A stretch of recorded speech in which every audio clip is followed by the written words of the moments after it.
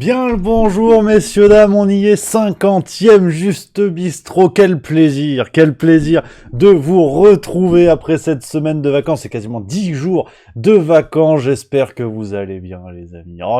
Je me suis levé avec la banane, de vous retrouver sur Twitch pour le Juste Bistrot, beaucoup de plaisir, c'est chouette. C'est chouette. C'est chouette. Voilà. Je suis content, voilà. Et puis on commence en fanfare parce que vous êtes des afro-jojo. Vous êtes des nigauds, il faut le dire. Avec mon Seb 361209 qui vient de sub. Merci beaucoup, c'est le 5e mois. Merci à Tartampion34 également. 16 Del, Dadao 76. Enfin, tous les frérots de la Vega qui sont là. Donc, les amis, quel plaisir de vous retrouver pour ce Juste Bistrot. On revient en fanfare. Je vous le dis, merci à mon Dan Boss FR, 6e mois d'abonnement, merci à toi, mon Dan Boss. On commence à fond, vraiment à fond les ballons. Quel plaisir de vous retrouver, vraiment, je peux vous dire, là, ça va chier des bulles carrées. Les vacances ont été excellentes, la Bretagne, c'est beau. J'ai visité, je vais vous raconter si ça vous intéresse, parce que... Ouais, voilà, on fera ça peut-être à la fin, on va parler un petit peu d'actu, parce que j'ai raccroché les crampons pendant 10 jours, laisse tomber. Il s'est passé des trucs, je me suis dit, c'est pas possible. Louis Boyard, il passe à la téloche, il dit, ouais, la Chine a envahi l'Ukraine. Je dis, bon, il est temps de revenir. Je dis, allez, tu fais tes valises, on rentre. Non, c'est n'importe quoi. Mais en tout cas, on est reparti à fond pour une deuxième partie d'année qui s'annonce absolument zinzin, je vous le dis tout de suite. Hier, on a fait le plan de bataille avec l'état-major juste milieu. On était deux avec Edouard, on a fait le plan de bataille, accrochez-vous à vos slibards. Parce que là, même Thomas Pesquet, ça peut lui faire une petite nausée. Ça va être absolument fou. Entre juste milieu, juste culture, on vous prépare des choses, vous n'êtes pas prêts. Non mais vous n'êtes pas prêts. Il va y avoir de la culture. Merci à Kesh Thunder, ce qui vient de subprime. Merci beaucoup. Voilà, vous êtes en pleine forme, vous êtes nombreux, c'est génial. On vous prépare des choses formidables, des vidéos sur la culture forcément, mais on va aussi aller sur la culture du sol. Oui, on va aller voir des agriculteurs, des artisans, des brasseurs, des fromagers. On va se régaler. Non, mais on est en train de rôder un petit peu tout ça. Personne n'est prêt. Même sur Twitch, il va y avoir de nouvelles émissions. J'en ai marre. Il y aura d'autres gens qui vont faire des émissions. Bon, on est deux, donc à un moment donné, voilà, c'est un double au tennis. Si c'est pas l'un qui joue, tu sais que c'est l'autre. J'ai rien dit. C'est le petit scoop. Merci à Amal Farhan qui vient de subprime également. Merci beaucoup. Quel plaisir les amis. Il y a tout le monde qui est là, il y a Compa Romain, il y a Agrora, Taribas, Princesse Ouga, Sunrider, on a qui? On a MGMS, Pollen 26, Cash Thunder, on l'a dit, il y a mon Bignat, il y a mon Gaëtan du 44, il y a Jordan Kay, il y a Juju l'Alsace, il y a tout le monde. C'est fou. Tout le monde se retrouve au même endroit, tout le monde s'éclate à la queue leu. Voilà, il faut le dire. C'est fou. Vraiment, j'ai envie de vous raconter mes vacances, mais il y a les gens qui débarquent, qui vont se dire merde, qui se c'est ce truc, on en a rien à foutre de ces vacances. Merci à Meina BZH81 également, 5e mois d'abonnement, c'est complètement fou. FX Joufflo qui dit salut de la Vendée, on embrasse la Vendée, on embrasse nos amis vendéens. Nyang Daouda qui se fout de ma gueule, qui dit t'as pas bronzé Rémi. Ça... Oui, non, c'est vrai que c'est pas fou, mais pourtant j'ai pris des coups de soleil. Le coup de soleil, il m'a dit, tiens, tu vois ce que c'est une écrevisse? J'étais à peu près comme ça. Non, j'ai pris des coups de soleil terribles que j'ai soignés au houblon, des choses comme ça. Enfin bon, bref, c'était les vacances. J'ai couané terrible. Il y a eu du bon manger. On mange bien en Bretagne. Oh là là là. Non. Quand tu fais 3 repas par demi-journée, c'est que tu manges bien. C'est beaucoup. J'ai éclaté une galette andouille gruyère à 10h45 au marché à Lannion. Pour tout vous dire. Non, mais ça n'a aucun sens. Non, là, j'ai couané. Là, on va faire du vélo, on va s'alléger. Parce qu'à ce rythme-là... Là, le champ de la caméra, ça passera plus après. Ça va être du zoom, mais je serai à 2 mètres. Donc, c'est compliqué. Et puis en plus, cette histoire de spectacle, quelle aventure, je vais vous raconter. En deuxième partie de Juste Bistrot, parce qu'on va attaquer tout de suite sur l'actualité, vous le savez. On va attaquer parce qu'il y a eu beaucoup de choses. Je reviendrai sur la Bretagne, calmez-vous, ça va. Non, parce que j'ai envoyé, pour tout vous dire, un message sur la newsletter Juste Milieu. C'est normal, c'est les copains, vous êtes ultra nombreux, c'est génial, et j'envoie des messages avec des petites infos. Et là, j'ai dit, bah, venez sur Twitch, c'est le Juste Bistrot, c'est l'occasion.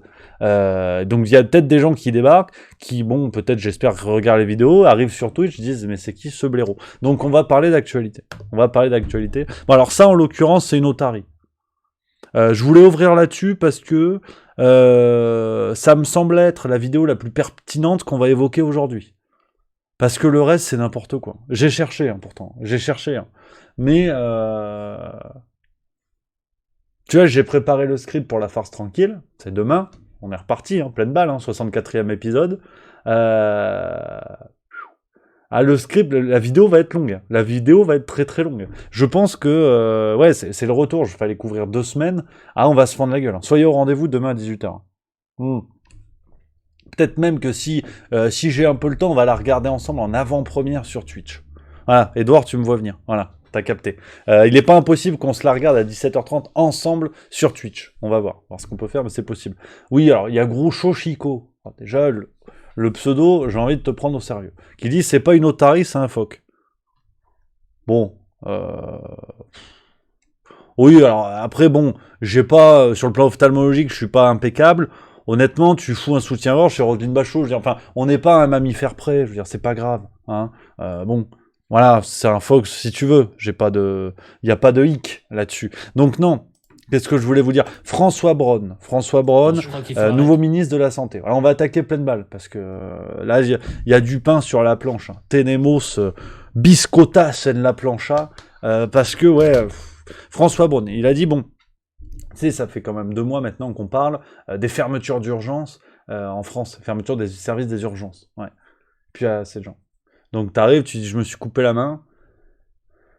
Mettez du sel, qu'est-ce que vous voulez que je vous dise? Ou je sais pas, gardez-le, ça fera de la sangria, mais du coup, non, c'est chaud. On rigole, mais c'est pas drôle. Et donc François Braun, ministre de la Santé, qui est quand même assez concerné, on lui pose la question, BFM TV, c'est officiel.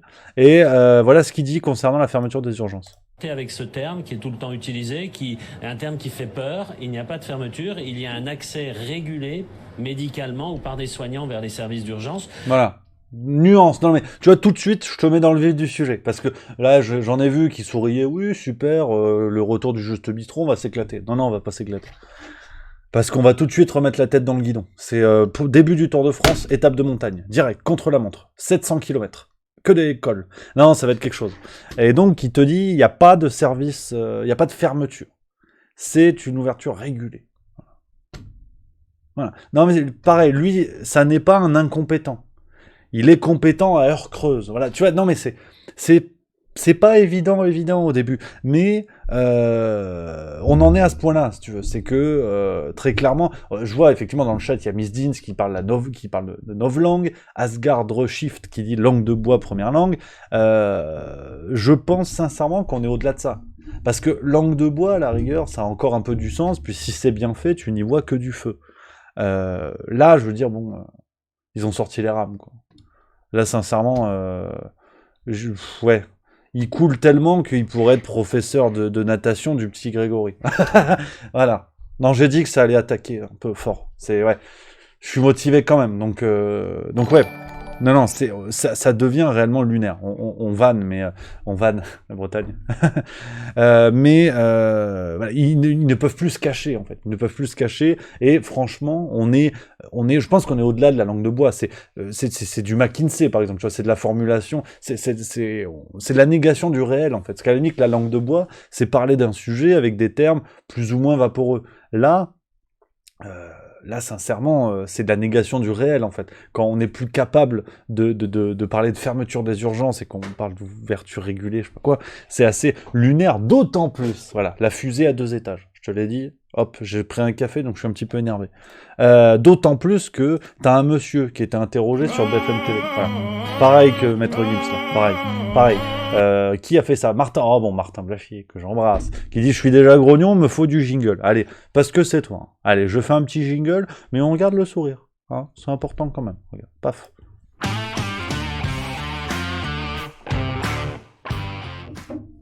Voilà.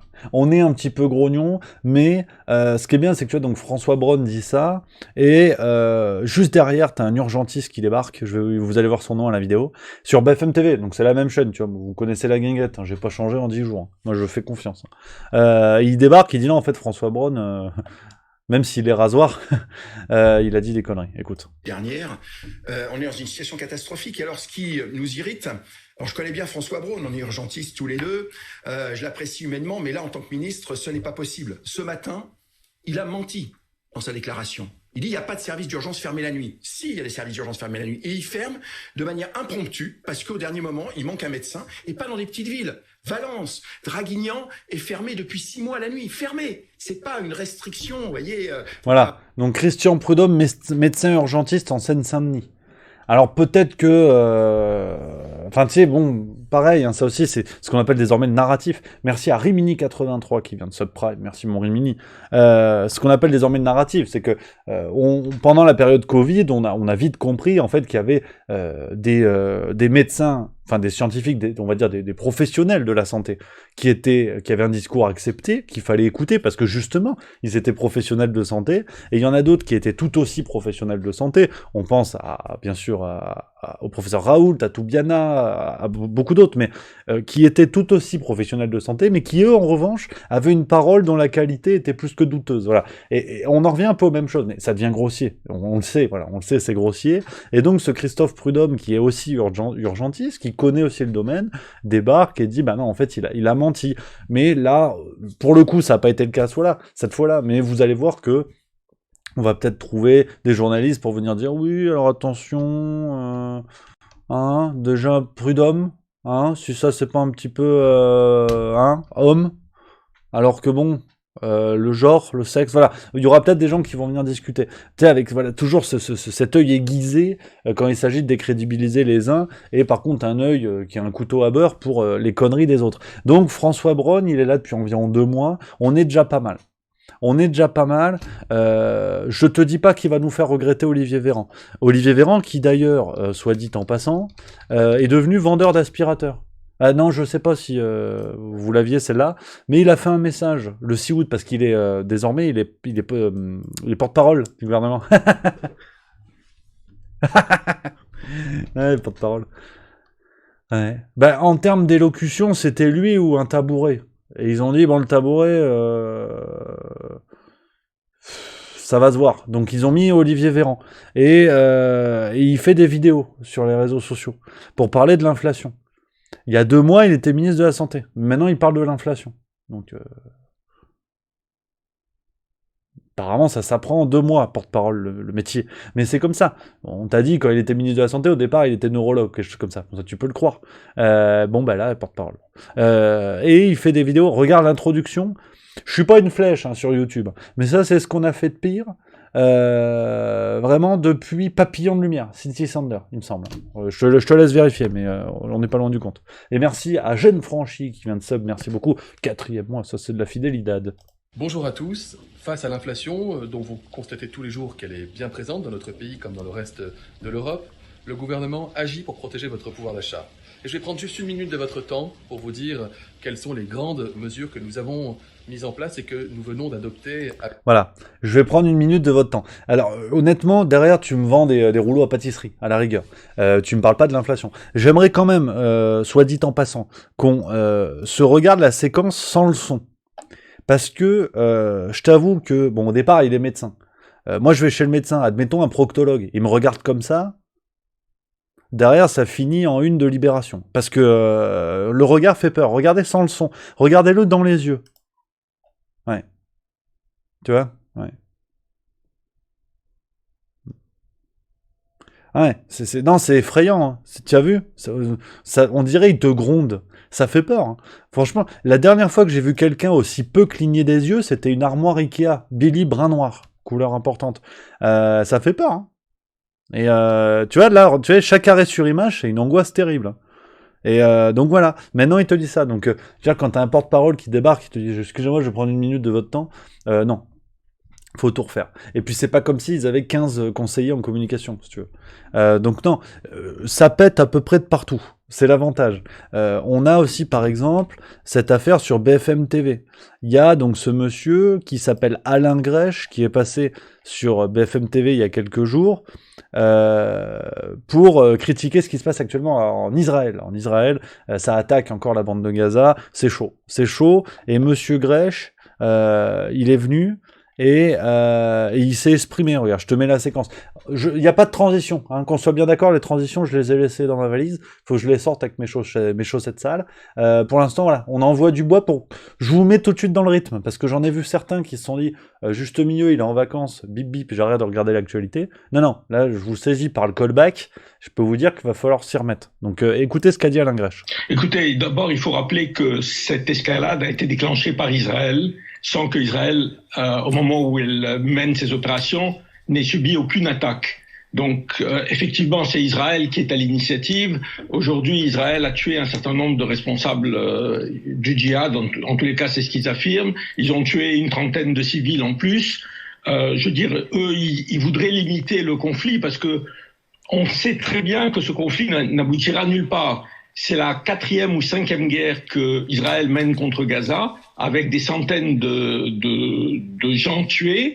Il y a toujours une escalade, il y a toujours des morts essentiellement palestiniens, mais aussi israéliens. Et à l'issue de cette guerre, on va avoir un communiqué de l'armée israélienne pour dire « Nous avons renforcé notre capacité de dissuasion, nous avons détruit les infrastructures terroristes, et on sait que ça va recommencer dans un an. » Voilà ce que je vous dis, donc Alain Grèche, qui est directeur du journal en ligne Orient21.info, et patatras, la vidéo a été supprimée. Ouais, la vidéo a été supprimée du site de BFM TV, et Check News a fait un article. Tu sais, c'est ceux qui vérifient l'information de Libération. Ouais, t'as des journalistes qui font journalistes, et t'en as qui vérifient l'information de leurs collègues. C'est comme ça, hein. Je t'ai pas demandé ton avis. Et BFM TV a supprimé la vidéo, au motif de, donc je vous dis, Check News, ils ont fait une enquête pour vérifier. Donc là, pareil, hein. Tu peux pas plus officiel. Après, c'est la Cour des comptes, donc tu peux pas. Et tu vois, ils te disent, hein, de son côté, la chaîne rappelle à Check News que l'intégrale de la tranche est évidemment disponible sur RMC BFM Play et donc accessible à qui veut. Si cet extrait spécifique a été retiré, c'est pour éviter toute manipulation car il était tronqué pas entier. Explique auprès de Check News François Rento, directeur de la communication d'Altis France, le groupe propriétaire du 15e canal de la TNT. Une explication également livrée au mot près par le directeur général de la chaîne, Marc-Olivier Fogiel, au site Pure Média. Ouais. La chaîne, qui publie régulièrement des bouts d'interviews sur son site, n'a pas été en mesure de citer d'autres cas de suppression visant à éviter des manipulations. Il n'existe aucune censure sur BFM TV, insiste François Rento. Plusieurs dizaines d'interviews sont réalisées chaque jour sur l'antenne de BFM TV. Toutes les opinions et toutes les parties au conflit sont présentes à l'antenne, en interview ou dans des sujets ainsi que sur notre site. Chacun peut le constater avec des représentants ou spécialistes de la société israélienne comme palestinienne, des représentants politiques israéliens comme des représentants du djihad islamique, des universitaires, des diplomates. Voilà. Donc, c'est pas la censure. C'est pour pas faire peur. Ouais, je sais que c'est curieux, mais c'est comme ça. Merci à Citoyen du Monde, ça c'est sympa. Il vient d'offrir un abonnement. Ça fait plaisir. Et les heureux gagnants hein, sont Cody, Cannes et Anamorphose. Merci mon Citoyen du Monde. Donc, voilà un peu, si vous voulez, ce qu'on est. Donc, Check News, bon, qui vérifie en fait l'information de base. C'est la grande force de Check News, si vous voulez, c'est que ils prennent une info qui est sortie et ils te disent, bon, on a vérifié. On n'en sait pas plus, mais on n'en sait pas moins. Et du coup, c'est... voilà, ça c'est Check News. C'est Check News. Ils te disent... j'ai pas bien compris. C'est comme l'époque où il y avait eu l'affaire... Bon, rien à voir, je te l'ai dit, les transitions, vraiment, aujourd'hui, compte pas sur moi. Il y avait eu l'affaire Brigitte Macron, tu sais, potentiellement, c'était un homme et tout ça. Je veux pas le dire, parce que paraît qu'elle attaque en justice. Puis j'en sais rien. Puis en vrai, on s'en fout, en fait. Il y a tellement de sujets graves et avérés qu'on s'en fout, en fait. Mais Check News avait fait un article pour dire, ouais, tu sais, bon, pour surfer, c'est du clic, c'est normal. Hein. Check News, ils avaient dit, oui, alors du coup, est-ce que Brigitte Macron, c'est vraiment une femme, un homme ? Donc du coup, ils contribuaient à relayer ce bruit-là qui, d'après eux, n'était qu'une vilaine rumeur, qui, parce qu'elle émanait de l'extrême droite et de réseaux dits complotistes, forcément, elle était fausse. Mais ils t'ont pas dit plus. Tu sais, à la limite, bon, ils mettent une photo de la teub, au moins on est clair. Non, pas du tout. Ils ont dit, là, en fait, c'est faux. Alors, on sait pas pourquoi, mais parce que ça vient de l'extrême droite et des complotistes, c'est faux. Ah bon? Donc, tu donnes de l'importance à un bruit inintéressant et à une rumeur fausse, juste pour dire qu'elle est fausse parce qu'elle émane de gens. Ouais. Et donc là, bon, bah, voilà, ils t'ont dit, c'est bon. BFM, ils ont pas supprimé, c'est différent. Donc non, faut s'habituer. Hein. Pendant les vacances, j'avoue, j'ai complètement raccroché. J'ai dit, c'est les vacances. J'ai lu un seul journal des vacances, je le jure, sur la tête de mon chat Jean-Jacques, c'est l'équipe. J'ai lu l'équipe. Je me suis dit, faut pas déconner. Le reste, j'ai complètement décroché. Par contre, là, le matin, je me lève à 5h30, je me farcis tous les journaux. Même. C'est un plaisir. J'avais oublié à quel point il y avait des conneries. Ouais. Mais pas que. Voilà, mais pas que pareil. Transition dans la chaussette. Volodymyr Zelensky. Volodymyr Zelensky. Je vais faire un peu de pub. Pour moi-même. Donc ça va. Hein, c'est pas méchant. Regarde. Sur Juste Milieu, je t'ai bricolé un article ce matin parce que on a... bon, alors, les derniers faits d'armes de Zelensky. Je vous parle là des 15 derniers jours. 15-20 derniers jours. Alors, Zelensky, en ce moment... il est pas joaillier, mais il multiplie les perles, quand même. Parce que je vous dis, donc 26... Je vous dis un peu pêle-mêle tout ce qu'il y a eu. 26 juillet... il y a les bombes, tu sais, c'est la guerre. On a dit c'est la guerre en Ukraine. Donc moi je dis d'accord, je discute pas. Hein. C'est la guerre en Ukraine, ce qui se passe c'est chaud, il y a des gens qui meurent, effectivement. Bon bah il a eu le temps quand même de faire les photos pour Vogue, le magazine Glamour. Ouais. Regarde, il a fait les photos. Ils sont allés chercher une carcasse d'avion pour faire les photos avec sa femme. Comment qu'elle s'appelle ? C'est Olena Zelenska. Ils ont fait la photo. Ils ont fait la photo parce que ça va. C'est la guerre, mais hein, on n'est pas contre un bon petit cliché. Donc ils ont fait la une. Ça, c'était 26 juillet 2022. Le 3 août 2022, on a le grand journal allemand. Ah putain, j'ai fait une faute. Tu vois, c'est de l'artisanat. Tu vois, j'ai fait une faute. Édouard, tu peux me corriger ça, s'il te plaît, merci. C'est l'avantage de la régie. Je fais des conneries et Édouard, il corrige. Voilà. Non, tout est de ma faute. Le grand journal allemand, du coup, Die Welt, qui veut dire Die Welt, dévoile en exclusivité des extraits d'une biographie à sortir sur Volodymyr Zelensky. Le livre décrit un système de corruption à l'échelle industrielle et dénonce la censure d'un film Offshore 5 censé sortir fin 2021 pour justement révéler ces faits de corruption. Le film n'a jamais été diffusé. Ouais. 4 août 2022, un rapport d'Amnesty International met en cause les forces armées ukrainiennes et révèle certains comportements contraires au droit international humanitaire ainsi qu'une flopée de violations des droits humains. Ah, j'ai fait une faute aussi humanitaire, mais c'est pas vrai, je suis Franck Ribéry ou quoi 7 août 2022, la chaîne américaine CBS News révèle dans un documentaire que 30 à 40% seulement des armes envoyées à l'Ukraine ont atteint leur bonne destination, c'est-à-dire entre les mains de militaires ukrainiens. Pour le reste, on ne sait pas où sont allées ces armes. Ouais. C'est ça, hein. Tu vois, tout ça, c'est pas moi. T'as vu, Die Welt, Amnesty International, CBS News. Donc c'est officiel. Et tu sens gentiment que le vent tourne. Et il y a Nicole Pangolin, effectivement, que j'embrasse et qui soulève ce documentaire de CNN. Je vais vous le montrer d'ailleurs, absolument. Merci mon Nico, t'as tout à fait raison. Documentaire de CNN qui montre en fait des civils ukrainiens qui fuient vers les zones sous contrôle russe. Ouais, regardez. And waiting. Families, pets, possessions loading them down. All crossing to the Russian-occupied territory, south of Zaporizhzhia. This is what's slowing everything up here. The deep mud, cars just getting bogged down, sliding all over. This one just managing to get through, and the reason they're coming this way? Quite simple. The bridges are blown up. Donc ça dénote quand même pas mal avec le discours qu'on a depuis le début. Et effectivement, c'est mon Gab Venturi qui soulève ça dans le chat, qui dit « Et l'argent envoyé, il va où ?» Petit à petit, on peut commencer à avoir des doutes. Il n'y a pas encore d'éléments, hein. Aucun média n'en a parlé pour l'instant, de la destination de cet argent, mais on peut légitimement avoir des doutes. Quand on apprend que les armes 30 à 40% seulement arrivent entre les mains vraiment de militaires ukrainiens, ça devient costaud. Là, ça devient très inquiétant. Je dramatise volontiers, et on n'y est pas. Mais demain, on peut avoir on peut avoir un attentat sur le territoire européen, et pourquoi pas le territoire français, avec nos armes qui se retourneraient contre nous. Parce que si ces armes derrière sont vendues à des mafias, des organisations terroristes ou autres, là, on va vraiment avoir l'air malin. Mais c'est toujours le peuple qui ramassera. C'est pas, voilà, ça va pas attaquer des hauts lieux. Donc, c'est assez terrible ce qui se passe, et tout ça est soulevé par des médias reconnus, qualifiés, mainstream, comme il faut dire maintenant.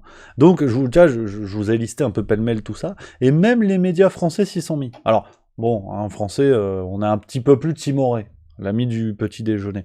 Mais, tu vois, c'est le Parisien qui a fait un article aujourd'hui, je crois, le 8 août, ouais. Juliette Pousson qui a écrit ça. On embrasse Juliette, qui nous dit « Ukraine, polémique vogue, rapport Amnesty, compte offshore, mauvaise passe pour Zelensky ». Ouais. Mais ils disent quand même, alors qu'il est dépeint en héros depuis le début de la guerre, le président ukrainien essuie des critiques ces derniers jours, ce qui pourrait traduire une certaine lassitude occidentale. C'est une lassitude, voilà, une lassitude. On parle de quelqu'un dont les preuves de corruption s'accumulent, à qui on envoie de l'argent et des armes sans savoir où ça va, mais c'est une lassitude. Voilà. Des gens qui, de bonne foi, ont pris pitié et ont fait preuve d'empathie pour le peuple ukrainien qui, soi-disant, se faisait massacrer, aujourd'hui, on ne sait même pas par qui il se fait massacrer. Donc c'est de la lassitude. Voilà. Non, mais c'est curieux parce que t'as un autre exemple, pour continuer sur cette page Ukraine. Vous avez peut-être entendu parler de la centrale nucléaire de Zaporodje en Ukraine, donc c'est sur un territoire qui se situe à la frontière avec la Russie, territoire qui est tombé entre les mains des Russes il y a 3-4 mois environ. Donc c'est un territoire contrôlé par les Russes, une centrale nucléaire qui est contrôlée par les Russes. Rappelez-vous, à ce moment-là, on avait dit, les Russes ont mis la main sur Zaporodje, c'est le danger, ils vont faire sauter la centrale, la fin du monde. On est toujours vivant à l'heure où je te parle, croise les doigts. On a eu des tirs de roquettes il y a 2 jours, c'était dimanche il me semble. Il y a 2 jours, il y a eu des tirs de roquettes autour de cette centrale nucléaire de Zaporodje. Et on a eu des médias qui, c'est là où je vous disais tout à l'heure que ça devient ridicule, des médias qui ont commencé à dire oui, alors il y a eu des tirs, les Ukrainiens reprochent ça à la Russie. Donc si tu mets le sujet à plat, tu comprends que les Russes auraient tiré sur eux-mêmes, sur une centrale nucléaire en leur possession. Peut-être pour se faire exploser. Ça devient absurde, je veux dire, ça devient ridicule. Sur cette affaire d'Amnesty International, pareil, on a l'ONG Amnesty International qui fait un rapport, donc avec l'ONG, avec l'indépendance en tout cas, qu'on lui a accordé jusqu'à présent. C'est-à-dire que quand il s'agissait de faire un rapport sur une guerre qui avait lieu en Afrique ou je sais pas où, personne ne mettait en doute l'ONG Amnesty International. Au contraire, on faisait confiance. Eh ben on a eu ça, c'est un article dans Libération d'hier, qui nous explique que en fait, c'est un peu plus compliqué, attention, parce que le rapport est quand même assez critiqué, ça manque un petit peu de preuves. Je vous parlais tout à l'heure de l'œil aiguisé de certains journalistes qui l'ont d'un côté et qui l'ont pas de l'autre sur un sujet qui est pourtant équivalent. Là, ils avaient l'œil très aiguisé en disant « Oh, attention, ça manque de preuves ». Puis regardez, il y a quand même une dirigeante d'Amnesty International qui a démissionné à la suite de ce rapport. Et tu te renseignes, et en fait, cette dirigeante, je vais vous le montrer, hein, parce que attention, hein, moi je dis pas des bêtises, hein. Sinon, je ferai autre chose. Hein. Je vais vous le montrer. La personne qui a démissionné n'est autre que, regardez, c'est l'article du Point, Oksana, déjà Oksana, bouge pas, Pokalchuk, qui est responsable d'Amnesty International en Ukraine. Voilà. Et sauf que quand tu lis l'article, tu lis la responsable d'Amnesty International démissionne après un rapport contesté. Alors déjà, c'est pas la responsable, c'est l'une des responsables, et en plus, c'est l'une des responsables ukrainiennes. Donc forcément. Et dans Libération hier, on pouvait lire, et c'était lunaire, que cette dame, donc Oksana Pokalchuk, a dit que pour elle, c'était un problème d'avoir pas été à la tête de l'équipe qui a rédigé ce rapport. C'est-à-dire que demain, tu as une guerre entre le Congo et le Cameroun, si tu prends des rapporteurs congolais, on va te dire que c'est pas indépendant. Ben là, il aurait fallu. Et personne n'est là pour critiquer le côté assez dangereux sur le plan intellectuel de ces émissaires ukrainiens, tout comme d'ailleurs si ça avait été des émissaires russes, je dirais la même chose. Ces émissaires qui réclament de mener des enquêtes indépendantes. C'est pas sérieux en fait. C'est pas sérieux, et donc tout ça s'accumule, et met nos médias dans une sorte d'impasse face à la situation, où on se rend compte que tout ça devient de plus en plus grossier, et où on va devoir... Alors, là, c'est que mon avis, attention, c'est mon avis de Juste Bistrot. Donc, hein, bouchez-vous les oreilles, ceux qui veulent pas entendre des potentielles conneries. Il va surtout falloir, à mon sens, sur le plan médiatique, parce que ça fait 2 ans et demi, bientôt 3, qu'on vit à un rythme effréné face à l'actualité. La guerre en Ukraine a succédé au Covid, qui a succédé à la variole du singe, et ainsi de suite, et ainsi de suite. On est sur un tel rythme effréné pour vraiment nous maintenir le visage comme ça, à regarder devant, à dire regardez la nouvelle menace qui arrive. Le jour où les gens vont commencer à regarder, ne serait-ce que dans le rétro, tu vois, comme ça, merde, ils vont voir tout ce qui s'est passé en fait et qu'on a oublié, mais qui sont des choses très récentes. Rappelez-vous, cette gare qui avait été bombardée en Ukraine, on ne sait toujours pas qui est à l'origine des tirs. Le massacre de Boutcha, on ne sait toujours pas qui est à l'origine du massacre. Là, je parle de l'Ukraine, mais sur le Covid, pareil. La question des effets secondaires, aujourd'hui, elle est sur la table. Il y a des dédommagements qui commencent à avoir lieu aux États-Unis, en Grande-Bretagne, il me semble, potentiellement même en Allemagne. On en parle du côté du ministère de la Santé en Allemagne. Ça devient un vrai sujet. Vous noterez que le Covid, il n'y en a plus. C'est en ayant la tête dans les journaux, alors je ne l'ai pas fait pendant 10 jours. Là, je rattrape tout ça. Il n'y a plus de Covid. On ne parle plus de Covid. Les hôpitaux, il y a plein d'autres problèmes, mais pas Covid. Elles sont où les courbes? Moi, j'aimais bien les petits dessins, tu sais. Il n'y a plus. Il n'y a plus Covid. Parce que si tu parles Covid, les gens vont revenir, vont remettre la tête dedans et vont se dire, ah ben d'accord, donc Covid, vaccin, pourquoi on ne refait pas une autre dose? Même les gens motivés à faire la 4e, 5e, 250e dose vont commencer à dire, c'est bizarre, on n'en parle plus du tout. Elles sont où les campagnes de vaccination? La question des effets secondaires va revenir. Donc, sauf, là, pareil, c'est du pronostic à la con, hein, vraiment le Nostradamus du bon coin, mais sauf nouvelle vague redoutable, Covid, on devrait être à peu près tranquille cet hiver, parce que ça obligera les médias à amener le pack complet, donc avec toutes les autres questions que ça accompagne. Donc c'est assez tendu ce qui se passe. Merci à Bobby is back, le retour, qui vient de subprime, mon Bobby, je t'embrasse. Et qui nous dit un bon retour Rémi, j'espère que tes vacances ont été suffisamment déconnectées, que du plaisir. J'avais hâte de vous retrouver, mais que du plaisir. Donc voilà un petit peu les amis ce qu'on peut dire là-dessus. On va voir comment ça évolue, mais c'est assez tendu. Et puis maintenant, attention, c'est variole du singe. Ouais. Variole du singe, ça c'est... L'OMS, ils ont dit c'est le niveau le plus dangereux. Ouais. Bon, alors, c'est le niveau le plus dangereux, mais en France, on reste quand même des bons blagueurs. Parce que, tu sais, j'ai suivi un peu le truc, tu vois. Variole du singe, bon, il y a eu les... Attends, j'ai vu les chiffres ce matin dans Libération, je crois, dans le Figaro. Il y a 24 morts à travers le monde, quelque chose comme ça. Merci à Serra qui vient de subprime, merci beaucoup. Donc tu sais, tu dis, bon, c'est sérieux. On parle de 30 000 ou 40 000 contaminés à travers le monde, enfin, ça va. Pour l'instant, on verra. Et en France, nous, on prend le taureau par la corne. Ah là, attention, regarde ce qu'on a fait en France. Variole du singe, c'est un article du JDD d'aujourd'hui, enfin d'hier. À Paris, un centre de vaccination rappelle 500 patients après l'injection de vaccins mal conservés. Ouais, la maladie, elle touche quasiment personne et on arrive quand même à se foirer. Ouais. Après une défaillance dans la chaîne du froid. Il y avait un congélo qui marchait pas, en fait. Ça fait beaucoup. Hein. Alors, on est bon en France. Hein. En fait, heureusement que c'est pas grave. Hein, parce qu'on est des buses. Hein. Oh, ah ouais, on est des buses. Hein. On est des busins. Ouais. Non, t'as 500 personnes à vacciner, on n'est pas foutu. T'as les congélos qui marchent pas. Heureusement qu'on n'a pas, je sais pas, la chiasse de la palourde, je sais pas, la diphtérie de la tongue. Ça, c'est une maladie de vacances, ça peut faire peur. Heureusement que t'as pas un truc vénère, parce que sinon, on n'est pas foutu de faire 500 vaccins en France. Puis d'ailleurs, tant qu'on est dans le côté réfrigération, ils sont où les super congélos qu'il fallait commander pour les vaccins ARN messagers, là? Parce qu'au départ, tu sais, fallait des congélos, tu sais, laisse tomber, même Véronique Courgeot, ça la faisait rêver. Là, non, c'est bon, en fait, tu peux foutre ça dans une glacière, quasiment. C'est fou, hein. Parce que, tu vois, on va voir si ça remonte, tu sais, les super congélateurs, fallait à un moment donné. C'était super congélateurs. T'as les congélateurs, mais là, c'était les super qu'il fallait. Ça, on n'a plus de nouvelles. Tu vois, tu tapes sur Google, 27 décembre 2020, à quoi ressemble le super congélateur où est conservé le vaccin? C'est quoi ça? Merde, on dirait un cul. Ah non, c'est des mains. Excusez-moi. C'est des mains qui ressemblent à un cul, je suis désolé. Voilà. Et on te disait, hein, faut que ce soit à moins 80 degrés Celsius. Et finalement, tu vois, je pense que tu peux le foutre au frigo. Si tu tapes vaccin Covid frigo, voilà. Finalement, 2 juin 2021, le vaccin peut être conservé jusqu'à 1 mois au réfrigérateur. Ouais. C'est marrant quand même. Ouais, tu vois, finalement, 9 juin 2021, sur le site mesvaccins.net, je fais la recherche en même temps avec vous. Hein. Tu vois, comme quoi c'est pas sorcier hein, ce que je fais. Hein. On te dit, hein.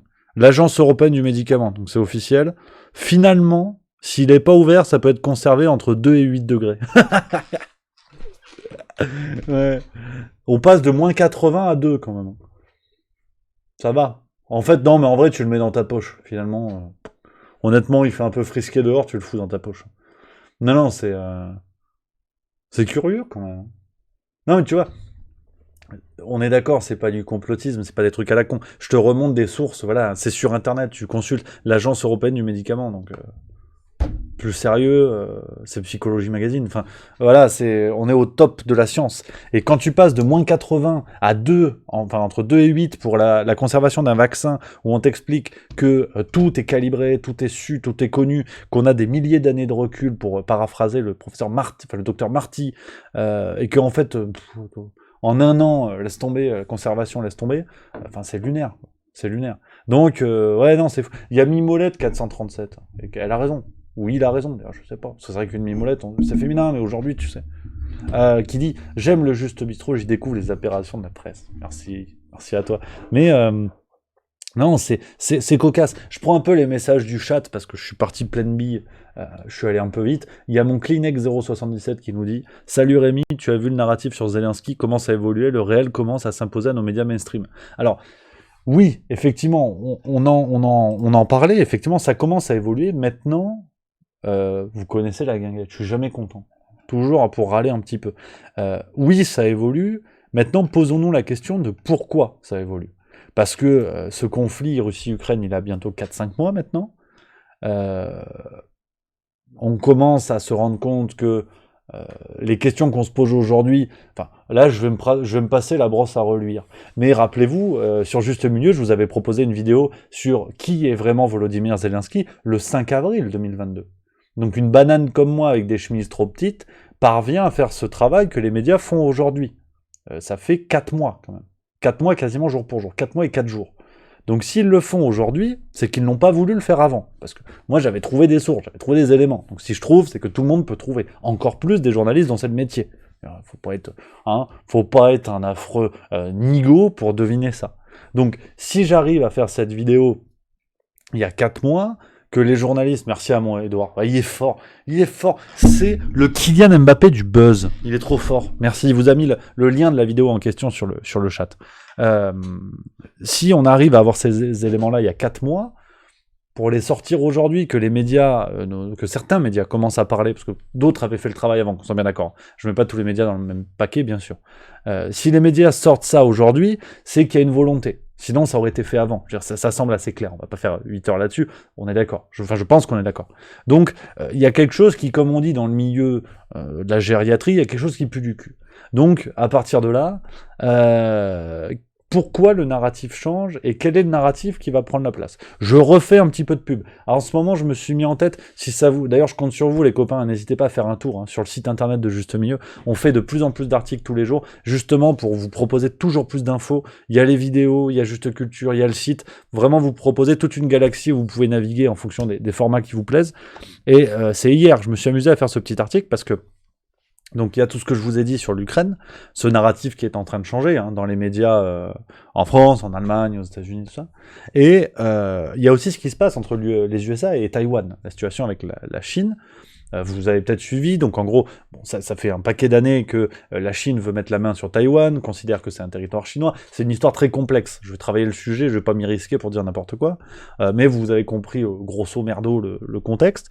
On a toujours dans une volonté de pas mettre une goutte d'huile sur le feu, on a Nancy Pelosi, qui est la chef des députés aux États-Unis, qui a pris la décision de se rendre à Taïwan, alors que la Chine avait prévenu que ils allaient considérer ça comme une provocation qui pouvait engager une escalade militaire. Nancy Pelosi y est quand même allée, soi-disant contre l'avis de Joe Biden. Bon, tu vas me dire, même l'urine de Joe Biden, elle sort de son corps contre son avis. Donc bon, tu vas me dire, son avis, on s'en cire. Mais, soi-disant, elle serait partie en mode balèque, tu sais, la fille un petit peu rebelle de la famille qui fait une fugue, sauf que Nancy Pelosi, elle a bientôt 80 baloches, et elle aussi, elle est à moitié zinzin. Donc, difficile de croire qu'une dame au pouvoir aux États-Unis arrive à se tirer seule avec un avion officiel et une escorte de l'US Air Force. Donc, faut peut-être pas dire trop de bêtises. On a frôlé quand même de grandes tensions. Elle a 80 baloches. Merci Adolphe Lalimas. On a frôlé la cata. Et donc, on est pareil dans un contexte où ça rappelle un petit peu le contexte du début du conflit entre la Russie et l'Ukraine, avec cette idée au départ d'intégrer l'Ukraine à l'OTAN. Vous noterez que ce sujet-là, pareil, ça commence à être rangé doucement dans les tiroirs, et où cette possible intégration de l'Ukraine à l'OTAN a entraîné l'intervention russe, qui se sentant éculée, voulait pas être entourée en fait de pays qui avaient intégré l'OTAN. Donc partant de là, qui m'a mis un beat? Pourquoi j'ai Eric Zemmour qui est là? Qu'est-ce que c'est ça? Je sais pas. Ah si, merci à Anonymous Shearer qui a donné un bit, merci à toi. Donc, on est en fait dans cette même caractéristique où la Chine, face à cette provocation, pourrait s'engager dans le conflit en première. Et donc donner l'impression, une fois de plus, donner le beau rôle aux États-Unis, de dire, vous avez vu, nous, finalement, on ne fait que défendre. Et les autres passent à l'attaque. D'abord la Russie, aujourd'hui la Chine, dans l'idée où les États-Unis voudraient mettre la main sur Taïwan et sortir Taïwan du joug chinois. Donc, dans cette configuration-là, on est à peu près dans le même, voilà, on est dans la même configuration à peu près que l'Ukraine, avec les États-Unis qui provoquent ouvertement, ce qui est d'ailleurs l'histoire de la géopolitique américaine depuis 40 ans, peut-être pas se cacher derrière notre petit dos encore, les États-Unis qui provoquent ouvertement et qui vont adopter une posture défensive en disant nous on va protéger Taïwan, et peut-être qu'on aura le même narratif, on aura un Zelensky taïwanais, je sais pas ce que ce sera cette fois, je sais pas, un jongleur de cirque devenu président, j'en sais rien ce qu'ils vont mettre, mais on verra, et avec tout ce narratif, on va voir les petits drapeaux taïwanais sur Twitter et tout ça.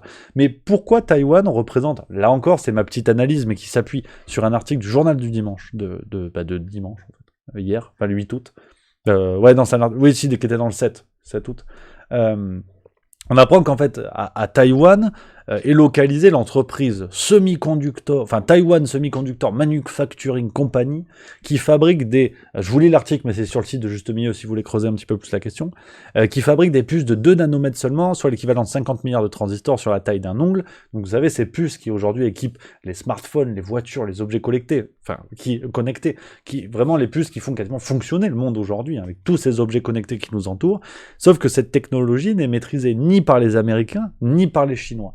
Donc on a un enjeu économique réel sur ce qui se passe à Taïwan. Mais vraiment, c'est-à-dire que celui qui met la main sur Taïwan, par jeu de domino, met la main sur cette entreprise, enfin en tout cas est en capacité d'entourer cette entreprise, et donc là on a un enjeu économique réel qui dépasse de très loin ce qui s'est passé en Ukraine. Donc c'est que mon avis géopolitique de Wish, mais on voit petit à petit que le narratif à la fois médiatique et géopolitique se déplace de l'Ukraine, on va les laisser tomber.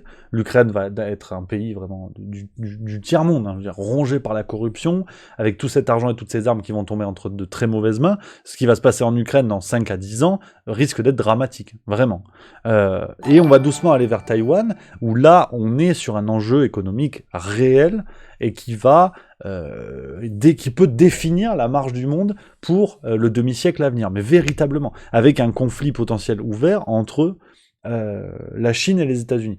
Donc voilà à peu près où on en est là-dessus. Alors, c'est que mon avis, n'hésitez pas à dire dans le chat, on papote, parce que c'est vrai que je suis plein de balles aujourd'hui. Je suis plein de balles, n'hésitez pas à dire, pour donner un petit peu votre avis là-dessus. Voilà, je me mets un petit coup de café, je regarde ça. Et il y a Clock qui dit merci pour cette réponse. Il y a Babylog qui dit complètement d'accord avec toi, Rémi. Titi3180, les US n'ont que 400 ans d'histoire contrairement aux autres pays du monde. Effectivement. Asgard Redshift qui dit si les Chinois attaquent, on passe à la 3ème guerre mondiale. Le Biscuit Corse, toujours d'accord avec toi, Rémi. Je t'embrasse, mon Biscuit Corse.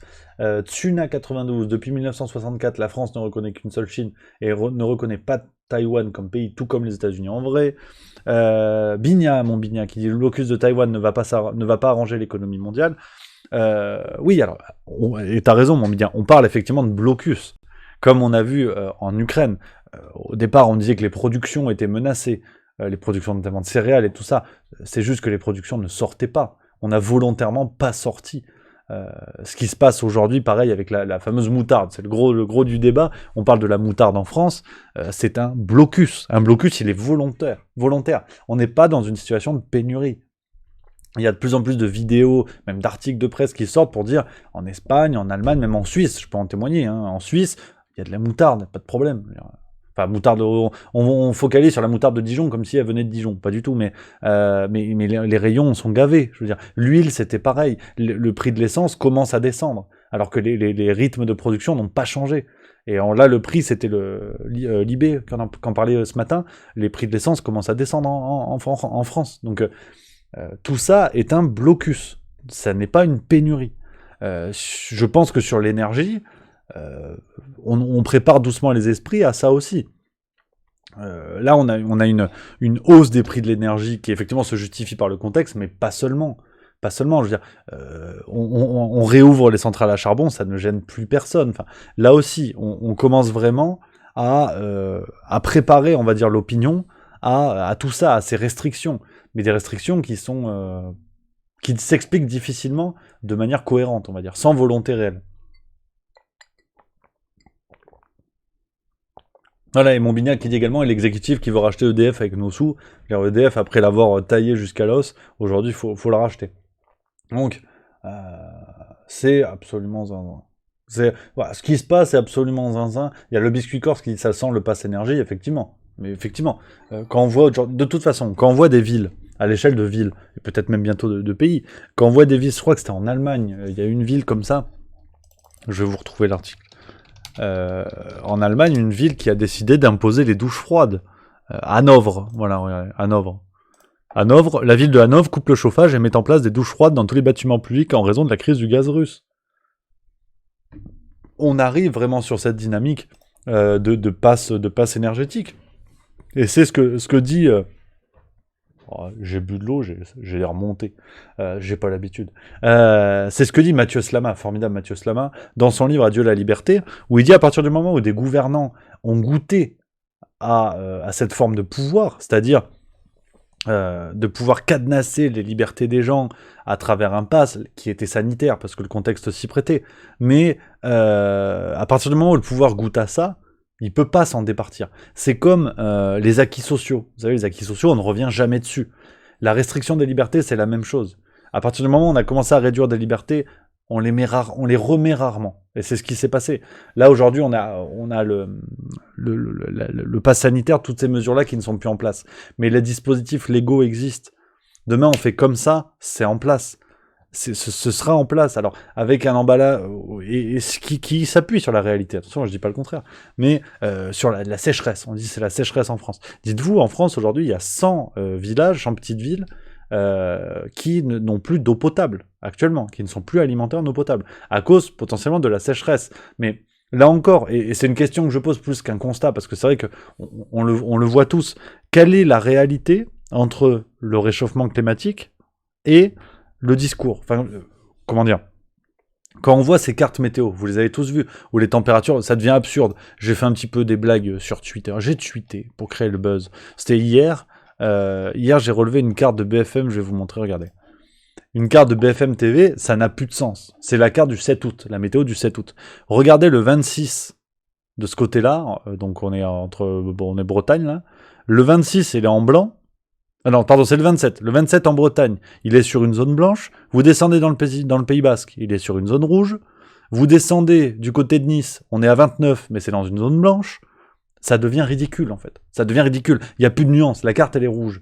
Donc, quelle est la différence entre... Enfin, comment dire? Ouais, voilà. Est-ce qu'il y a une différence entre la réalité du réchauffement climatique, du climat actuel, et le discours? Ces températures-là ne sont pas zinzin pour un mois d'été. Oui, on a une évolution. Bien sûr, on peut difficilement le nier. Oui, il y a absolument un réchauffement climatique, on est d'accord. Mais dans quelle mesure, par rapport à ce discours-là, qui est alarmiste? Quand on dit, par exemple, pareil, c'était Libération ce matin qui parlait de la sécheresse, je vais vous retrouver l'article parce que ça vaut son pesant de cacahuètes. Intellectuellement, on se rend compte qu'il y a un truc qui cloche. Regarde, je vais vous montrer le Libération d'aujourd'hui. Et je trouve que c'est pas sérieux, en fait. Si on réfléchit 30 secondes sur l'article, on voit bien que, comme dirait Quasimodo, il y a quelque chose qui cloche. On dirait, je te le retrouve, c'est par où? Sécheresse, c'est ça. Alors attends, voilà, tac, paf, oh, regarde, tac, lecture, bam. Oh, la vitesse d'exécution. Regarde, un été de tristes records en Europe. L'Europe suffoque. 3 vagues de chaleur extrême s'y sont déjà succédées depuis juin. Juillet a été le mois le plus chaud jamais enregistré en France et le plus sec en Angleterre depuis 1935, plaçant le pays en état de temps sec prolongé, le stade précédant la sécheresse. L'Italie subit la pire sécheresse depuis 70 ans. Donc, après, je te lis, il parle de l'Espagne et compagnie. Si l'Angleterre Enfin, comment dire, si l'Angleterre connaît le temps, enfin la météo la plus sèche depuis 1935, c'est que c'était bien le cas en 1935. Donc, ça fait quand même bientôt un siècle. Même chose pour l'Italie. L'Italie subit sa pire sécheresse depuis 70 ans. C'est-à-dire qu'il y a 70 ans, ça s'est produit. Je dis pas que c'est une bonne chose, et que du coup, ça invalide ce qu'on dit sur le réchauffement climatique. C'est pas ce que je dis. Mais je dis juste que, intellectuellement, si on se pose 3 minutes sur cet article, ça tient pas la route. Ou alors, ce qu'on peut soutenir à la rigueur, mais l'article ne le dit pas, donc moi je me base sur ce qu'ils disent. À la rigueur, c'est que par exemple, il y a 70 ans, les outils de mesure ont été mis en place. C'est-à-dire que depuis la mise en place des outils de mesure, on n'a jamais vu ça. Pourquoi pas? Sauf que c'est pas écrit. Donc, à partir de là, on a une fois de plus une peur qui est créée. On fait peur aux gens. On crée une peur pour faciliter l'acceptation derrière des mesures quand on va dire aux gens, vous n'avez plus d'eau potable. Mais comprenez bien, ça fait quand même 2 mois qu'on vous prévient que c'est la sécheresse. Et en hiver, il va faire très froid. Donc on va couper le chauffage. Et ça fera peur aux gens. Donc on pourra accepter des mesures. Là, vous imaginez, pas avoir d'eau en été et pas avoir de chauffage en hiver, derrière, les gens peuvent accepter n'importe quoi, parce qu'on est sur des choses qui sont assez vitales, surtout boire, quoi, surtout boire de l'eau. Donc, très clairement, voilà, je soulève le point. On va voir ce que ça donne, on va le souvenir de près, on va le suivre de près, mais, ça me rend gros. Enfin voilà pour ce petit tour, il est 12h21, ça fait quasiment 1 heure qu'on est ensemble. Bon appétit, les copains, pour ceux qui passent à table, ça c'est le plus important. Donc, voilà un petit peu ce petit tour. On est reparti pleine balle. Hein. Je vous l'ai dit, on repart pleine balle. Beaucoup de choses, beaucoup de choses à dire aujourd'hui. Et on va, de toute façon, on en reparlera demain. Il y a la matinale. Là, les rendez-vous, on part sur une dynamique de programme TV. Bientôt, on va vendre, tu sais, comme télé loisirs. La juste télé, tu vois. Comme ça, tu auras le programme de tout ce qui se passe. Parce que c'est vrai qu'on a des idées en tête, elles sont saugrenues. Chaud, les marrons. Ah ouais, ça va être... Il y a des nouvelles émissions qui vont arriver sur Twitch, sur Juste Culture, enfin, ça va envoyer du bois, mais en même temps, on est motivé. Donc, on se régale. Il y a le planning qui est dispo sur Twitter, Facebook, c'est mon Edouard qui dit ça, naturellement. Donc voilà, je prends un petit peu de messages dans le chat, les copains, puis après, on peut se laisser là-dessus. Je peux vous parler de mes vacances, si vous voulez, mais pas vous embêter avec ça.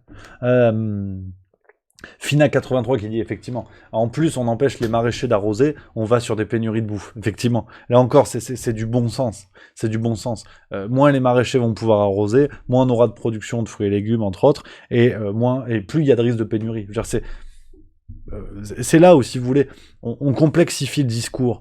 Dans les médias, on dit oui, pareil sur les hôpitaux, on supprime des soignants, enfin comment dire, on exclut des soignants, on supprime des postes, on affaiblit les gens qui sont là, on les presse au maximum, et après, forcément, il y a moins de gens dans les hôpitaux, donc on ferme les hôpitaux, et on dit oh non, mais attendez, oh là là là, c'est beaucoup plus compliqué que ça, attention. Ah non, en fait, c'est pas, il y a un bon sens qui explique une partie du problème, bien sûr, qui n'explique pas tout. Mais là, si on empêche des maraîchers d'arroser leur production, il n'y aura plus de production, donc il n'y aura plus à bouffer. Faut pas sortir d'une école d'agroagriculture pour comprendre ça. Donc, d'agronomie d'ailleurs, c'est absurde. Et effectivement, Tartampion 34 qui soulève ça, les golfs peuvent continuer à arroser les greens. Voilà effectivement là où on en est. On met des mesures où on fout de l'eau froide dans des villes, en Allemagne pour l'instant, peut-être bientôt ailleurs en France, mais les voitures attendent dans la cour de l'Elysée, moteur allumé pour qu'il y ait la clim quand les ministres montent dedans. On est dans l'ordre de la symbolique. Ce sont pas ces voitures-là qui vont couler le monde et qui vont faire exploser la planète, mais la charge symbolique est terrible, est vraiment terrible. Donc voilà un petit peu ce à quoi on a le droit. J'ai poussé mon petit coup de gueule. Voilà. Ça mange pas de pain. Un petit coup de gueule. Donc, voilà un petit peu, les amis, ce qu'on peut se dire. Merci à Hamster Jovial 40 que j'ai pas remercié, qui a sub. Merci beaucoup, mon camarade. On a des nouveaux qui mettent un message sur le chat. Gaël M1 gars qui dit l'organisation de la désorganisation générale, une volonté globaliste. Amalfior qui dit tout ça est fait pour nous soumettre. Ledo Ernesto, difficile de faire le lien entre sécheresse et changement climatique. La sécheresse est plutôt due à nos pratiques, à l'agriculture intensive, empêchant la captation de l'eau dans les sols, l'urbanisation, etc. Effectivement, c'est un point tout à fait intéressant. Alors, il y a Montbinien qui dit « Rémi, alors, cette expérience du public, d'autres extraits. Oh, » arrête. Je peux vous raconter un peu, si vous voulez, mes vacances. Alors, on finit là-dessus, c'est la détente. Parce que puis il y aura peut-être un extrait du spectacle. Ça va, on déconne. Ouais, je l'ai, attends, je l'ai. Voilà, du coup, alors faut que je fasse une manipulation en direct, parce que j'ai une vidéo entière du sketch. Donc je pourrais vous la montrer, si vous êtes sage. Attention, parce que je les connais, les affreux Jojo, là. Je les connais.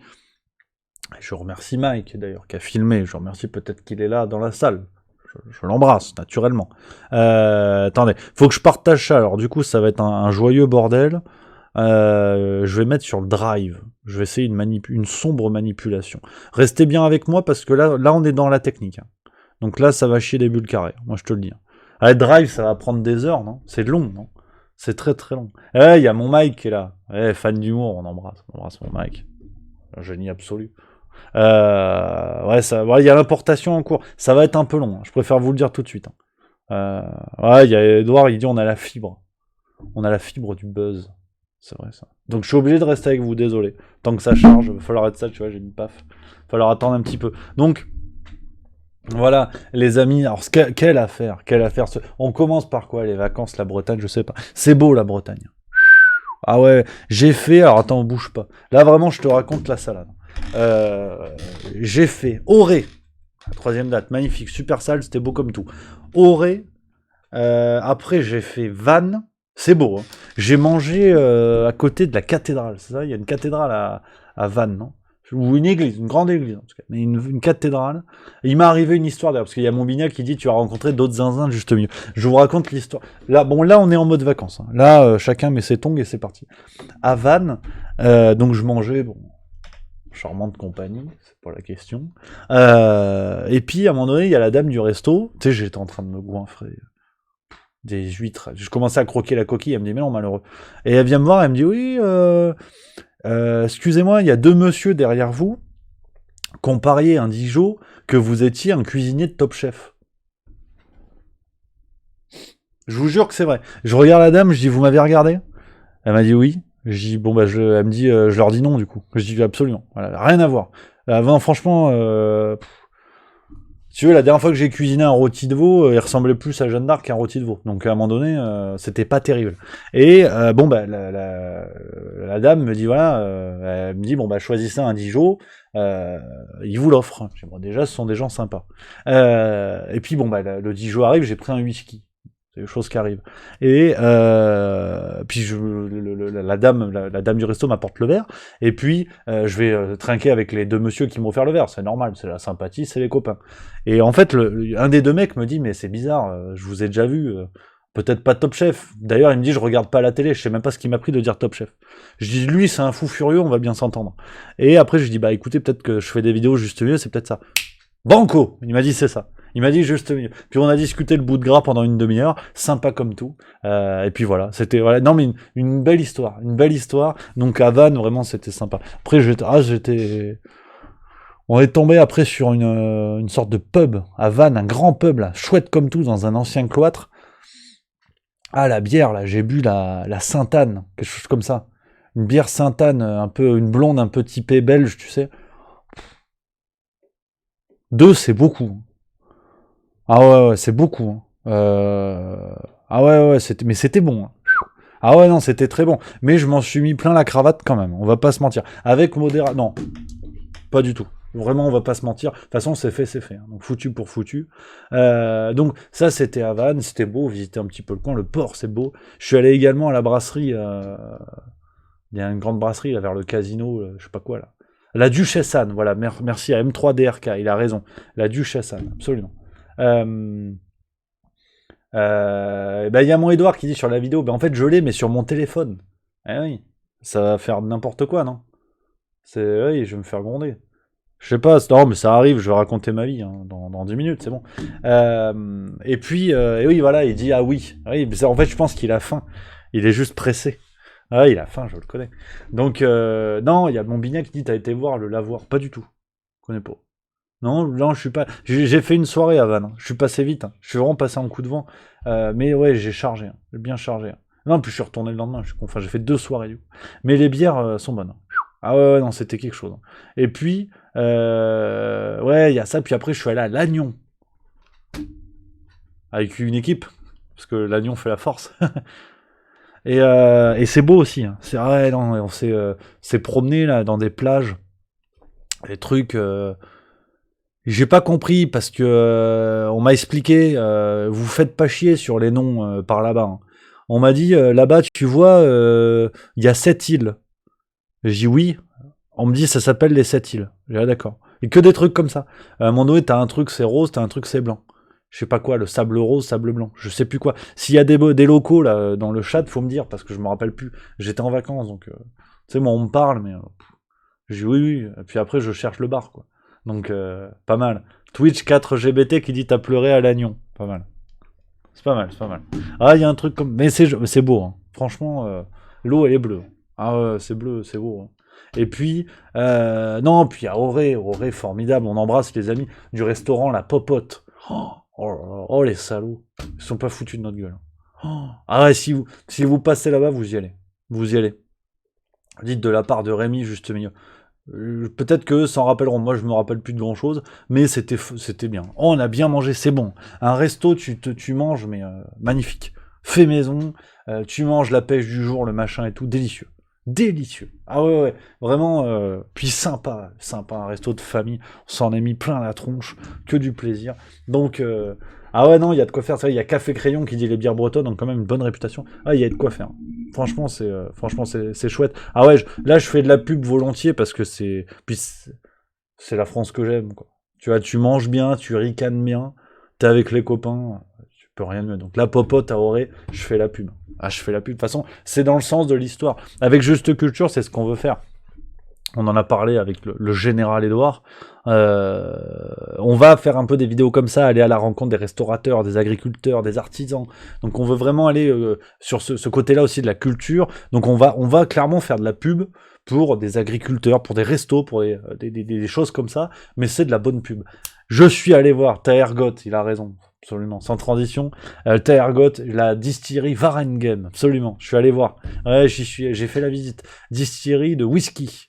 Côté de la Bretagne, le premier whisky breton qui a été primé devant les whiskies écossais et tout ça. Impressionnant. C'est beau. Non, tu déconnes. Mon Dan Boss qui dit j'habite à 300 mètres. J'y suis allé. Tu déconnes, c'est fou ça. Ah merde, putain, on n'est pas passé loin. On n'est pas passé loin. Ouais, c'est vraiment beaucoup de plaisir. La distillerie, c'était magnifique, il est très bon. On a fait la petite dégustation.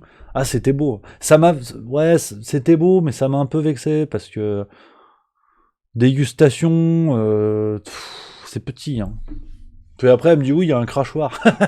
T'as raison, j'ai bu le crachoir, j'en ai plus rien à foutre. Non, très bon, très bon. Vraiment, c'était chouette. Hein. Vraiment, je vais revenir en Bretagne. Hein. J'ai envie de revenir en Bretagne. C'est beau, hein. Ça m'a plu. Hein. Ça m'a plu. Et puis, on sait jamais. Hein.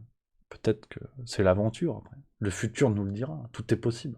Tout est possible. Et puis le spectacle, ça charge encore un peu, mais une fois de plus, je le redis, un immense merci à Stéphane Cuvelier, à Mike pour cette proposition. Ah, je me suis régalé. Hein.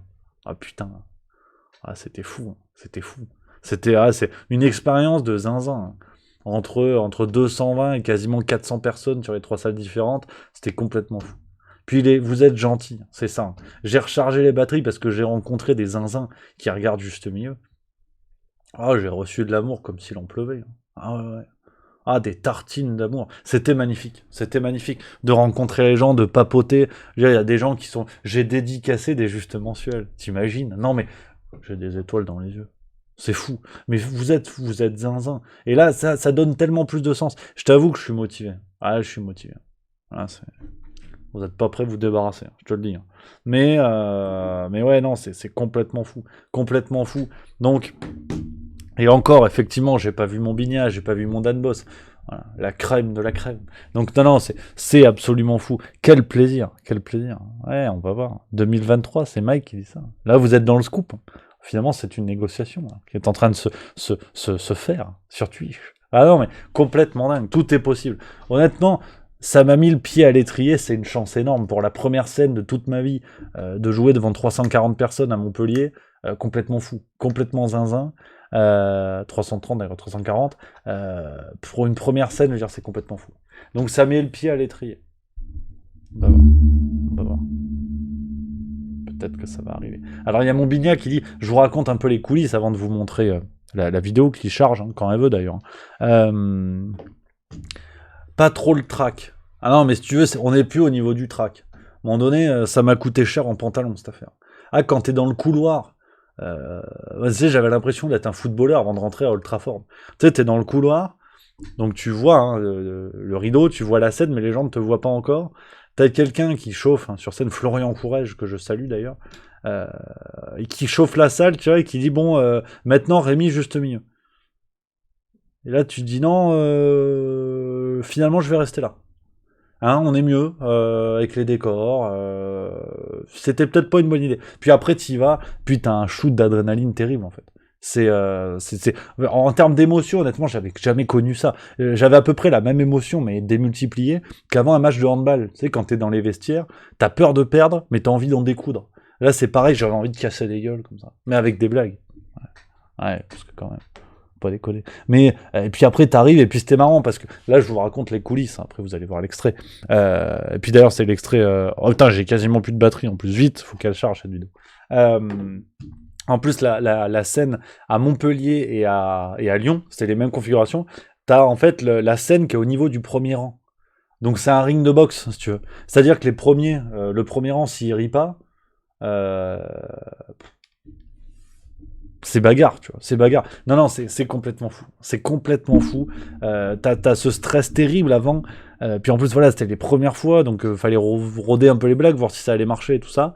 Et puis après, le shoot d'adrénaline, en fait, et ce qui est fou, et c'est là où j'étais dans les meilleures conditions, c'est que il y a certaines personnes qui connaissaient déjà Juste Milieu, qui connaissaient forcément Stéphane Cuvelier. Je pense que les publics sont assez proches, et donc déjà au générique, t'as des gens qui se fendaient la gueule. Donc c'est gagné. Derrière, c'est gagné. Puis t'as envie de tout donner.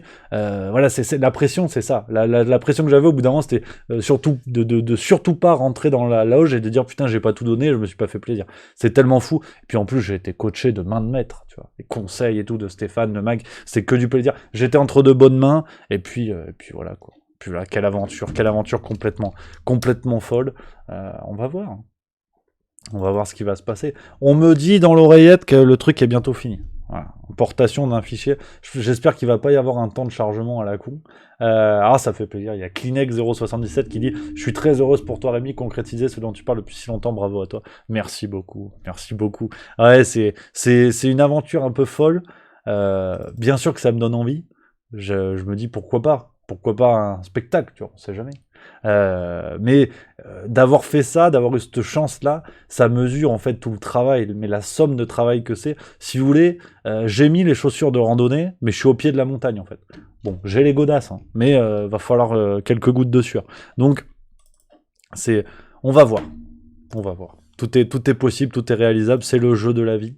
Les amis, la vidéo est prête, je l'ai dans 20 secondes. 20 secondes. Merci à Aliénor Eta qui vient de subprime. Merci beaucoup, cher Aliénor. Il y a Ataribas qui dit t'as fait quelle durée? C'était, on avait prévu à peu près 15 minutes. La première, j'ai dû faire 12-13. À Lyon, j'ai été un peu court. J'ai fait 10-11 minutes. Ce qui dans d'autres domaines est déjà un exploit. Et à Auray, je pense que c'était peut-être un peu plus long. À Auray, j'essaie de me faire un petit peu plus plaisir. Donc c'était voilà, c'était le format première partie, quoi. Donc beaucoup de plaisir. Je vais vous mettre un petit extrait, les copains. Vous l'avez mérité, vous êtes sages. Filmé en direct en plus de la régie, géré de main de maître par Mike. Je vous mets un petit extrait. Voilà, un petit extrait, ça fait plaisir. Voilà, on se met 5-6 minutes. Voilà. Ça fait plaisir ou pas? Est-ce que vous êtes chaud? Je vous entends pas, Twitch. Voilà, hein, le petit extrait 5 minutes, puis je vous mettrai peut-être un autre extrait vendredi prochain au Juste Bistrot. Ouais, ça vous fait une raison de revenir, comme ça. Hein, c'est pas mal. Donc le petit extrait, c'est cadeau, c'est pour vous, regardez. Bougez pas, je vais capter ça. Normalement, si je suis bon, oh la technique. Oh, le technicien. Donc voilà les amis, on va finir là-dessus après. Je vous mets le petit extrait et puis après, je m'en vais. Après, je déconnecte. On va manger. Merci à vous d'avoir été aussi nombreux. Merci. Vous êtes de plus en plus nombreux. C'est que du plaisir. On se retrouve, le petit programme, demain, 8h30, la matinale. Vous le savez, sur Twitch, c'est le rendez-vous. On se retrouve, la farce tranquille, bien sûr, à 18h demain. Et puis, Après vendredi, il y a le Juste Bistrot en stream de toute évidence, et une vidéo qui va sortir sur la France Insoumise. Je vais encore me faire gronder, mais bon, je pouvais pas passer à côté. Donc voilà, les amis, je vous embrasse, je vous salue bien bas, merci à vous d'être aussi nombreux. Le petit extrait, c'est cadeau, c'est pour vous. N'hésitez pas à dire dans le chat si c'est de la merde, comme ça j'arrête tout et je commence pas à écrire un truc. Vous dites, je vous embrasse, prenez soin de vous, vive la rigolade, vive la France, et bon extrait. Le plaisir, donc Rémi, un youtubeur, on a des vidéos sur YouTube, je parle d'actualité surtout française. Bon, après voilà, si tu m'avais dit à un moment donné que j'allais miser ma carrière sur mon physique, on aurait discuté un bout de l'après-midi. Parce que c'est vrai que un rôti de veau, tu le fous dans un carré Hermès, ça reste un rôti de veau. Voilà. Enfin, ou Marlène Schiappa à la rigueur, mais t'es pas Brad Pitt. Voilà, c'est ça qu'il faut quand même se mettre en tête. Voilà, non, il y a des gens qui connaissent. Voilà. Je sais pas qu'on embrasse. Et c'est vrai, voilà, c'est quelque chose, hein. Cette affaire de YouTube, une carrière. Bon, la voie était toute tracée parce que je vous taquine, hein, chers amis belges, mais on a un point commun, j'adore la picole. Oh, c'est terrible, c'est une catastrophe. Et puis, j'ai trouvé un cursus qui me plaisait bien, école de commerce. Alors, je vous raconte ça. J'ai fait l'école de commerce à Toulouse, c'est dans le sud de la France. C'est la partie qui n'a pas encore cramé, pour ceux qui ne connaissent pas. Il faut se dire qu'en ce moment, la France, elle a tellement le feu au cul que même Gérald Darmanin, ça l'excite. C'est quelque chose. Et donc, école de commerce, la voie était toute tracée. Puis, voilà, la picole, c'est un truc, quoi. Tout est organisé autour de ça. On a des jeux, c'est une course de relais. Vous connaissez. T'as un bâton, on te dit, tu vois le mec, tu cours, tu lui donnes. Jusque-là, on est bon. S'il y en a qui suivent pas, c'est maintenant qu'il faut prendre une décision. Parce que là, derrière, c'est école de commerce, c'est pareil. Course de relais. Sauf que, bon, la bibine faisant, tu vois, on te dit, tu vois le mec là-bas? Ouais, t'as pas assez bu. Tiens, fil en aiguille, c'est le Koh-Lanta du choix, ce bordel. Et puis, j'étais pas le plus drôle de la promo parce que t'en as qui ont quand même fait finance, marketing, conseil. Et les plus marrants ont fini chez McKinsey. 20 000 balles la blague, ça c'est que du plaisir. C'est que du plaisir. Donc, voilà, école de commerce, c'est plutôt fil en aiguille. Me voilà devant vous. Au quotidien, je parle de politique française. Voilà. Déjà, on peut s'arrêter là, qu'il y a des gens qui se font de la gueule. Et puis c'est Macron saison 2. Là, ça y est. On a eu saison 1, c'était pas mal. Le scénario, le petit mec qui monte, les personnages, t'y crois. Saison 2, ça sent le réchauffer. Saison 2, bon, les personnages sont plus ou moins les mêmes, toujours. Donc Marlène Schiappa, hein, la Dalida du livre de cul. On a Manuel Valls, le Catalan refoulé. Il y a des gens qui connaissent. On a qui? Olivier Véran, je sais pas si vous voyez qui c'est. Je suis pour rien, ça va. Oh. Non, mais petite piqûre de rappel. Olivier Véran, il était... Voilà.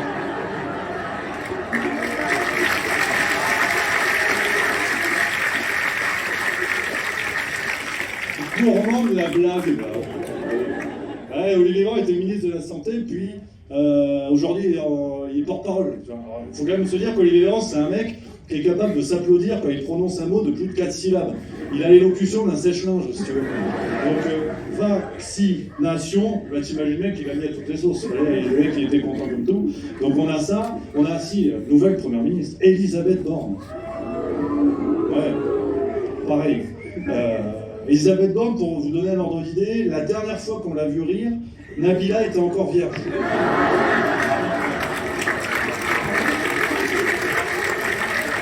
Ouais. Plus ou moins la préhistoire. C'était juillet-août, un truc comme ça. On a Damien Abad aussi, et ça faut que je vous en parle. Affaire d'agression sexuelle, ça c'est pas drôle. Et puis bon, en plus, il est handicapé. C'est comme pas des handicapés.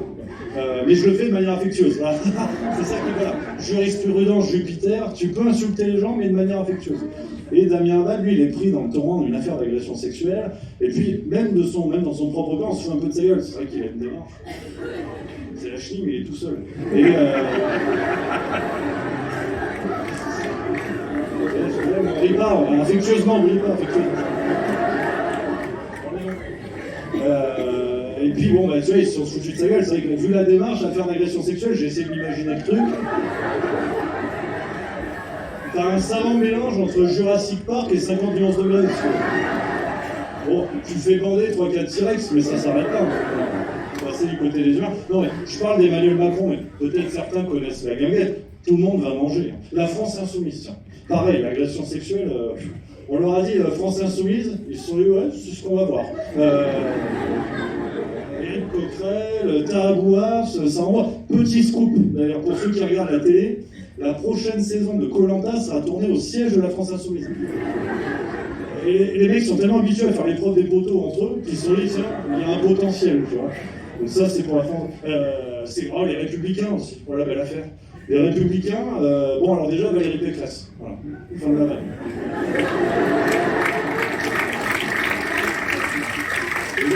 T'as compris l'idée. Je vous rafraîchis un peu la mémoire, comme dirait Véronique Courgeot. Valérie Pécresse, c'était un papier de Libération qui était sorti avant les présidentielles.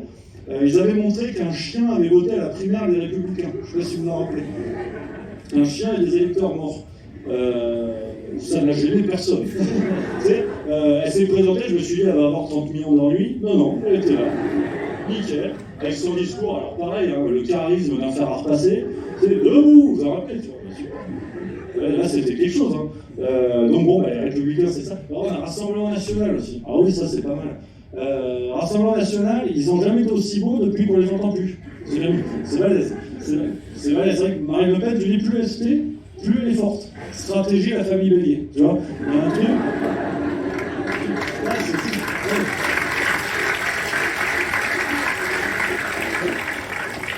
Tu vas me dire, mes chers parents, je vole, on est dans le thème. Hein. Ça va faire à l'Assemblée nationale, ça. Donc ouais, mais bon, tu sais, les élections présidentielles, genre, même cette couche-là, on va faire un peu de grise mine. On nous a fallu faire barrage. La France est un pays de castor. Parce qu'on t'a dit, Marine Le Pen, Jean-Marie Le Pen, le nazisme. Tu vois, si tu manques la bretelle d'autoroute, c'est ça. Donc on a dit nazisme. Alors tu sais, moi j'ai ouvert un livre d'histoire parce que je regarde BFM TV, je me dis, bon, ils sont sérieux, ils vont lui faire comme moi. Mais je vois, niveau 4e. Donc je veux dire, voilà, c'est vraiment tout bas. J'ai vu le parti d'Hitler, c'était national-socialisme. J'ai dit merde.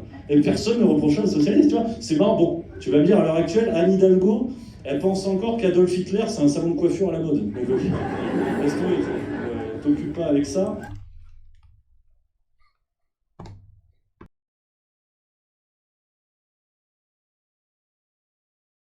La fin était un peu brutale, je suis désolé, mais je vous embrasse.